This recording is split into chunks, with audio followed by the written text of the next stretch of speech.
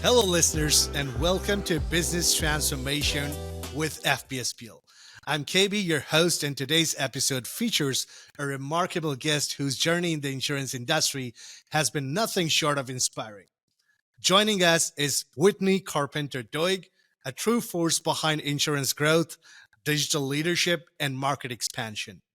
Hailing from Texas, Whitney's career spans prestigious institutions like Marsh, Argo Group, USI Insurance, Foresight Commercial Insurance, and she currently serves as the regional vice president at SIAA. Beyond her impressive career, Whitney is a thought leader and educator, contributing to industry publications and empowering others in the ever evolving insurance landscape. Today, we dive into Whitney's insights on sales transformation, challenges in the industry, the role of digital platforms, and what the future holds for insurance sales. Whitney, thank you for joining us. Thank you for that amazing intro, KB. I am truly, truly honored to be here today. Well, pleasure is all mine. So let's dive right in. Whitney, in the dynamic world of insurance, sales transformation is a hot topic, you would know. So, can you share your perspective on the key elements that drive successful sales transformation within the industry, and how have you witnessed this unfold in your career? Yeah, so one of the things I've really noticed as we talk about sales transformation is that the process is different now. So by the time I get a prospect or client in front of me, they've already done a significant amount of research about what I do, who I am, what my company does, and they've likely gathered quite a bit of knowledge. Whereas before, we were the ones holding the power and giving all of the knowledge, but they more times than not show up with questions and a pretty good foundation of what we do and if they even want to work with us or not, and other companies that they'll be considering too. So it definitely changes the dynamic of where a prospect is when they get to you. It's not the same as it used to be. They're educating themselves and they're coming to you more prepared than what we have seen in the past.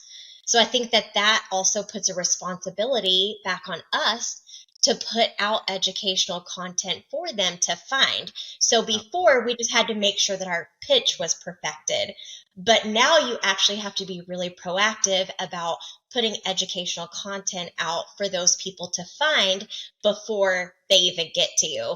I'm a huge fan of using, um, you know, data analytics to try to figure where you need to be targeting, and innovation and technology to try to give you a boost when you're trying to do those things. But I think it really goes back to you've got to be educating your clients non-stop before they ever even get to having a conversation with you.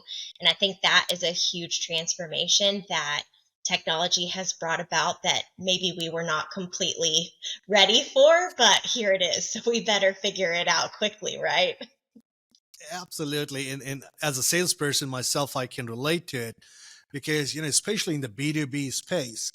I was reading this study which says that if a prospect is hopping on a call with you, they have already made 70% of their mind, whether Yeah. they want to go ahead with it or not. And that's based on how you put yourself out there on this internet world. So, two things, I guess. The good side is that our job is the rest 30% to convert them, which is still a good thing. But the challenging aspect is how educational content we are able to put out there, how consistent we are. It's a change game, and I totally agree with you. Thank you for that answer. So Yeah. Yeah. yeah, moving on to the next one. So sales, as we know, comes to its own set of challenges. From your extensive experience, what challenges have you encountered, and how did you navigate them? Any specific strategies that provided instrumental, that proved instrumental in overcoming hurdles and in driving positive outcomes? We would love to know. Yeah, I love this question. So, in my industry alone, I heard a statistic that new producers that come in, about 10% are successful and the rest are not successful. Why is that? Isn't that crazy? That one hits you pretty hard. And in my opinion, staying motivated is really challenging. And that's part of the key. You've got to stay motivated. You've got to teach yourself that you can't take what they're saying personal. You've got to realize it doesn't have anything to do with you. Don't let what they say get you down. Even though it does directly impact you, you can't Right. let it put you in a bad mental space. And so I always try to say, think of every no as one step closer to a yes. So you've got to navigate through all the no's to get to the yes, but you've got to stay motivated and celebrate your small wins all throughout that. And one of the things that for me personally, I struggled with that was key in transforming things for me is to come at sales from more of an abundance mindset instead of a scarcity mindset. So at first it was like, I have to have all these clients. I have to get every one of them. I can't say no. I can't not talk to them because they're going to go away and I have to have them. But when I started thinking about things like, no, I have something really important to offer them. They should want to work with me. And if they walk away, that is 100% okay. I'm going to find another one. That really changed things for me when I shifted thinking about it from more of an abundance mindset than a scarcity mindset. I think if you can master that, you're going to be miles ahead. Wow. So, two key takeaways: abundance mindset. And I love that every no takes you closer to a yes. And, Yeah. that's really true. In fact, I tell what, I personally have stopped thinking of getting a sales on a call. So I go out on a call to have a conversation, to learn Yeah. about them, to tell them what I do. And in this process, sometimes you make sales, sometimes you don't. But I realized when I look back to the data that since I adopted this mindset, my numbers have gone up because I'm not chasing them. I'm just having genuine conversations and truly finding if at all my services can help them. So Yeah. yeah, I think that's great. Every no takes you closer to the yes. Thank you so much for that. And you're developing that genuine connection, which is important too. And I love that. Yes, perfect. So yeah, as a seasoned professional, you have been involved in broker and agent education. How can insurance business enhance the effectiveness of their brokers and agents to drive better outcomes? Are there specific approaches, education wise, or tools that you find particularly impactful? What's your take on that? Yeah, so before I got into the insurance industry, I was a teacher. So my Oh, soapbox has been and probably always will be education. I totally believe in educating your clients and your prospects. Educate, educate, educate. But not just on the front end. It's continuous. It's through the entire sales cycle. It's when they become a client. It's when you're maintaining that relationship. It's so important and people respond differently when they understand the why, when they understand why are you doing this? Why are you giving me this message? Why is the process like this? Why can you solve my problem? Starting with the why is so important and it helps to build trust. It helps to maintain the trust. And then it allows you to have those tough conversations when you need to because they truly have this understanding because you've been educating them the entire time. I just feel like it's so impactful. And one of the main things to remember when you're educating people is to try to convey the information in different ways because you have different learning styles. Some right. people need to see it visually, some people need to hear it with a video or something of that nature. Some people need to write it down. So I think you've got to get creative and make sure that the way that you're educating people and the way that you're putting out content and information hits multiple different learning styles so that they can consume the information that you're putting out. But I'm a huge believer in educating, learning, all the things. Wow. So what you're saying is that there cannot be the same yardstick for everyone. There has to be a different style, based on how a person absorbs learning, right? Yes, Fantastic. absolutely. Yeah, and find that problem a lot of times. So let's say you're using an agency management system, and every agency management system, they have their own tutorials and videos out there, in their own university world. But when an agent tries to learn from them, they're not able to relate it, because what they're doing is very different from what the agency management system is telling them to do. So I can totally relate from that. So yeah, great. So not the same yardstick, not always. Yeah, I like that phrase. I'm gonna have to use that now. All years. If you see me with a video and I'm holding a yardstick, you know what's coming, baby. I'll be on a watch. Cool.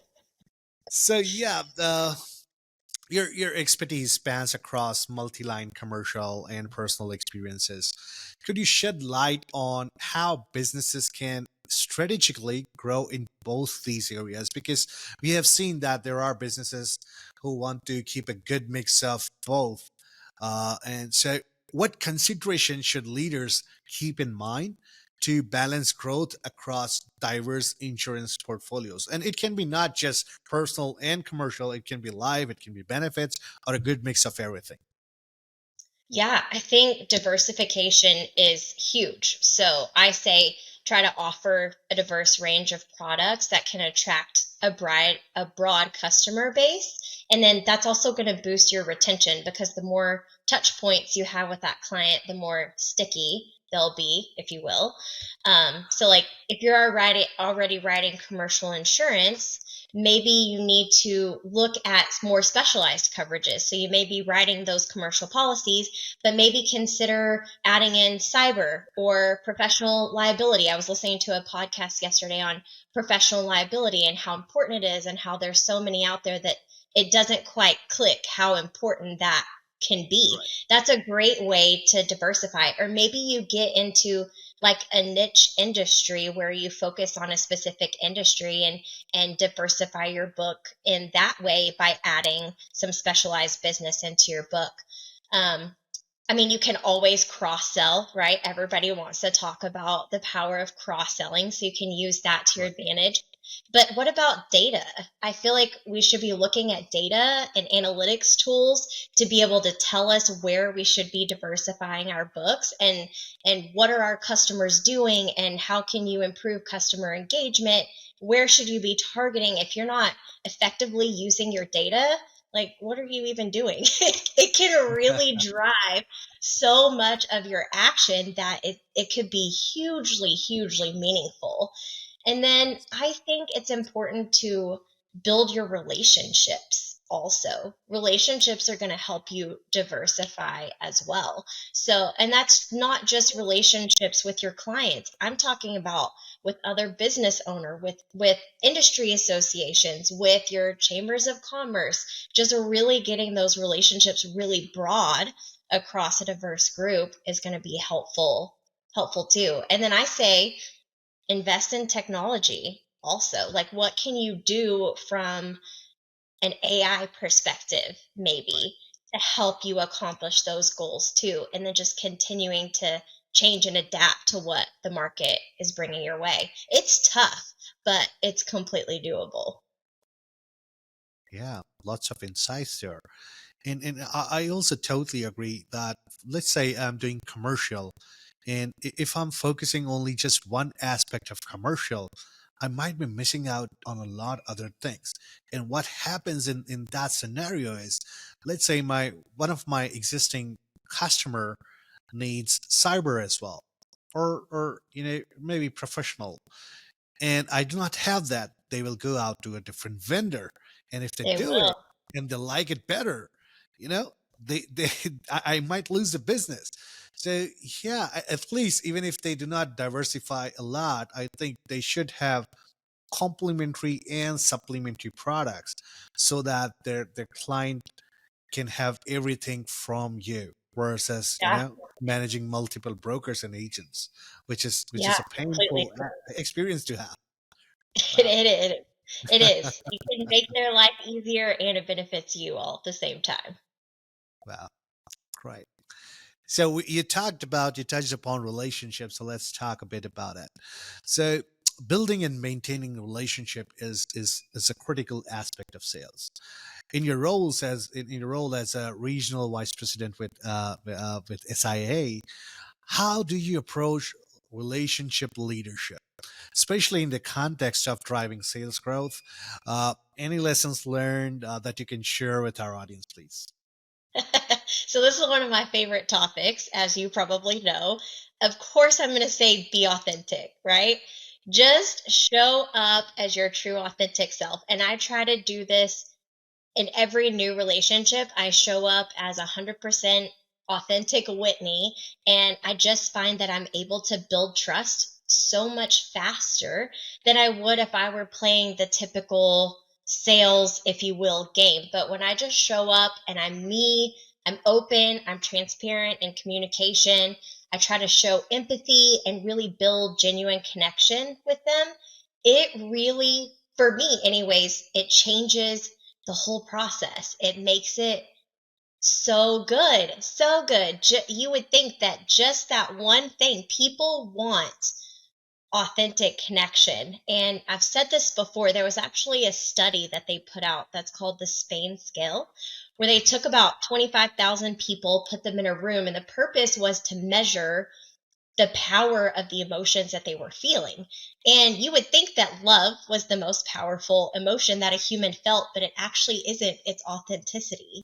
Wow. That right there is power. That is mind blowing to think about that you could have so much power just by showing up as your true authentic self when you're building relationships with clients and other business professionals. It's really powerful. Wow. So in a way, when you are being authentic, you're already creating that trust factor. So even if they may not need your services, but when they do, or if they do know someone who needs it, they would remember you because you were true you when you were presenting out yourself and the services. Wow, being Yeah. authentic. Yeah, they don't feel like you're just trying to sell them.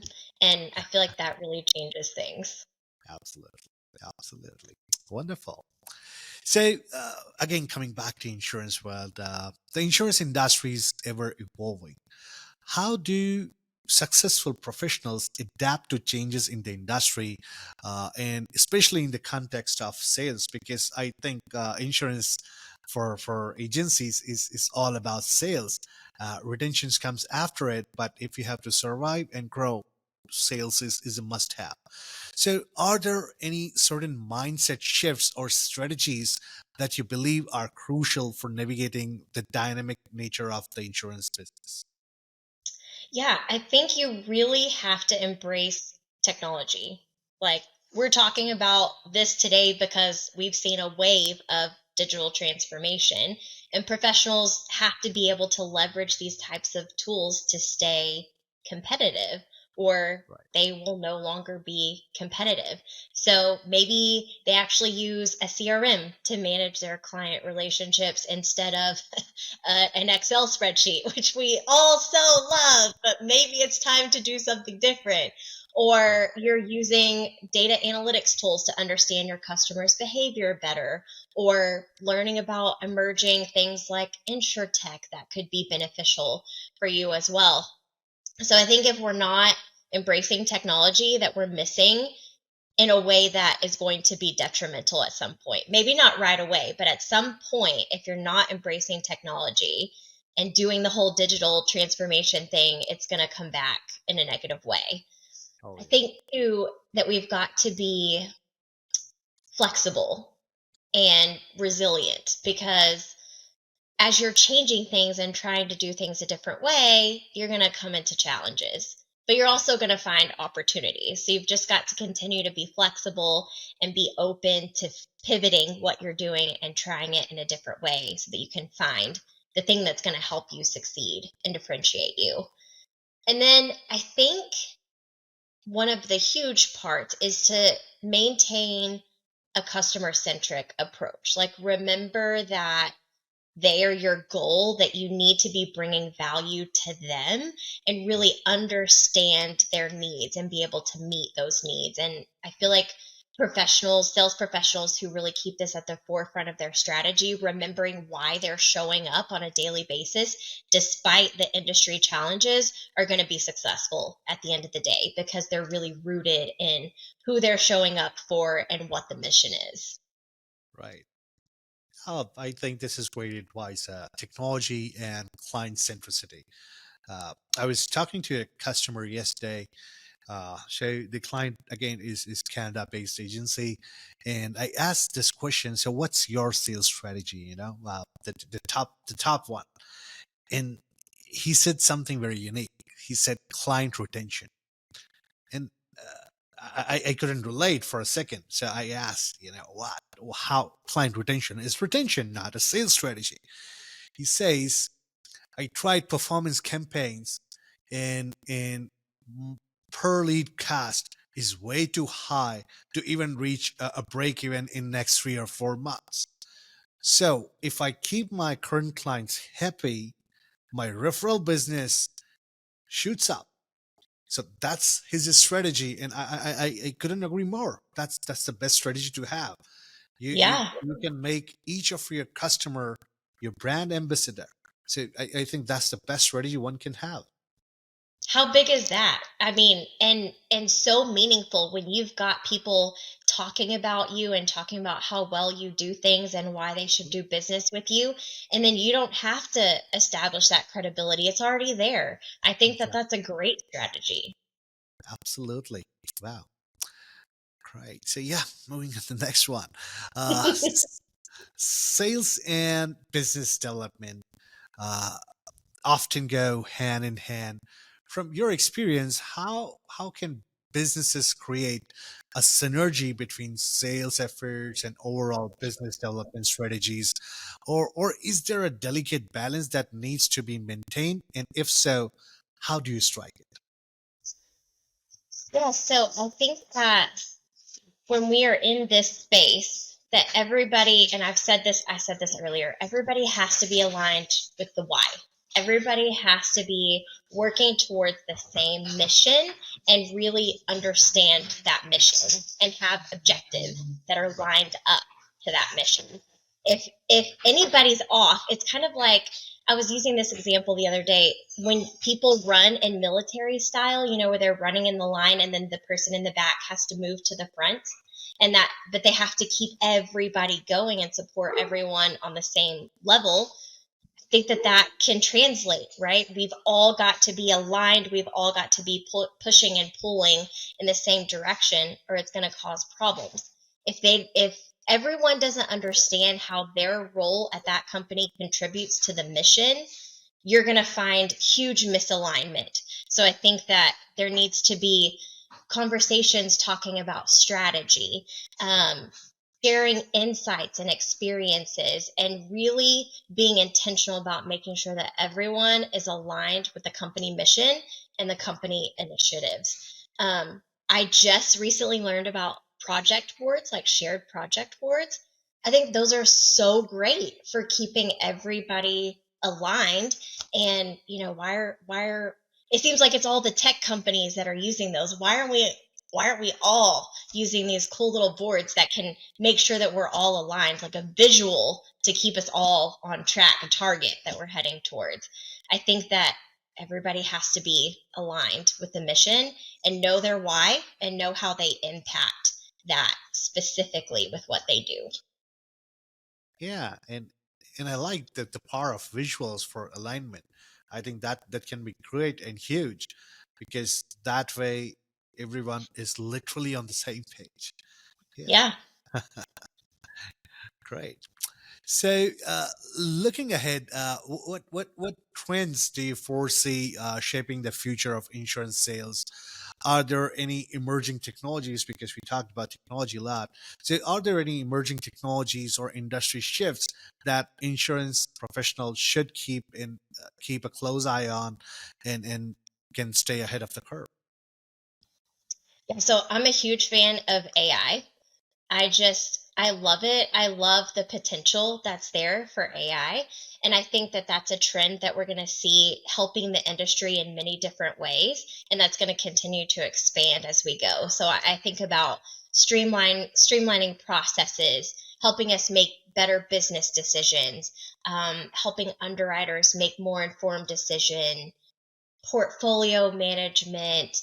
Even if you're thinking about an agent quoting an account, if they could have AI that's suggesting, typically companies with this code are concerned about this type of coverage. Have you considered that? I mean, I really think that the sky's the limit with AI, and definitely something, a space that I want to be in and watching the whole time, because I think it's really going to be transformative. Let's see. I've talked about data analytics too, and I really feel like that's going to remain a player for the long term. It's not going anywhere, but the challenge is learning how to effectively use the data in a good way. You can have a ton of data, but if you're not using it in a good way, it's not going to do you any good. So I really think that we need to use data to help us dig into customer behavior and market trends to assess risk and maybe even develop better sales strategies, Right. really digging into the data that we have and using it to our advantage. And then I think we're going to continue to see stuff from insurtech companies. I think that they're going to be around, and that there's potential to really see growth there and to see some companies in the space doing some pretty cool things. Wow. What's your favorite AI? Oh, I mean, I love all AIs. How are you even supposed to pick? I mean, I learn more and more every day. I learned about Gemini this morning, Yeah. and I've never used it, but that's one that I want to go and check out now because I just keep learning. I think every time I talk to you, I learn about a new AI option, and I'm always really impressed by all of them. I don't know if I could pick a favorite. I love them all. No, but Gemini is good. I think the new version is fantastic and it gives you a lot without the cost. So I think it's a great option for everyone to use, especially when you want to do some research work. I think that that's a great tool to have. Yeah. And one of the things that I learned that I didn't know that I actually learned from you is when you're getting stuff from AI and you don't feel like it's the kind of quality that you want, that you can actually teach Yes. it things and then you'll get better results. That blew my mind. And yeah, so I've been using that religiously ever since you taught me that. Teach the AI. There you go, educate. I tell you one secret on that one. So in our team, we all share the entire day's major updates, that happen throughout the day, so that everyone is aware of what's going on with everyone. But I'm a lazy person by nature, so writing the detailed stuff was pretty boring for me. So what I did was I trained Chat GPT, sharing how I write, what kind of reports I write, and then at the day end, what I do now is just share the pointers, and it creates a beautiful one pager for me. That's how your entire day Wow. looks like, and it is mimicking my language and just an Hmm. enhanced version of it.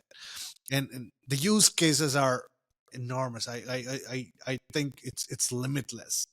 It's based on how far you can imagine, and it will have the solution for you. Yeah, absolutely. Oh, I love that little tip.